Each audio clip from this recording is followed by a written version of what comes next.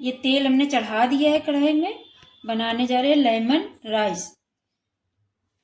अब इसमें ये देखिए कड़ी पत्ता है, इतना राई है, जीरा है, काजू है, नमक है, ये चावल है, लेमन रस है निकाल के रखा है।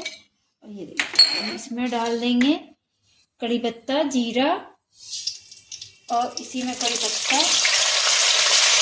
ये डाल दिया। अब इसी में डाल देंगे काजू, इसी में डाल देंगे नमक,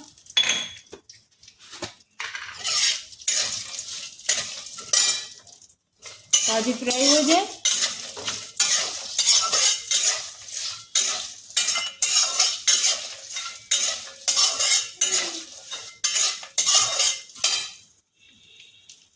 देखिए हो गए काजू हो गए हैं। और इसमें डाल देंगे थोड़ी हल्दी, इसको मिक्स करेंगे। इसमें लेमन जूस डाल देंगे, फिर थोड़ा सा डाल देंगे पानी, फिर पका लेंगे।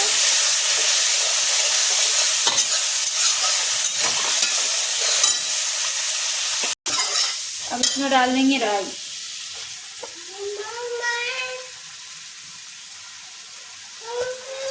अब इसको मिक्स कर देंगे और 5 मिनट में तैयार हो जाती है।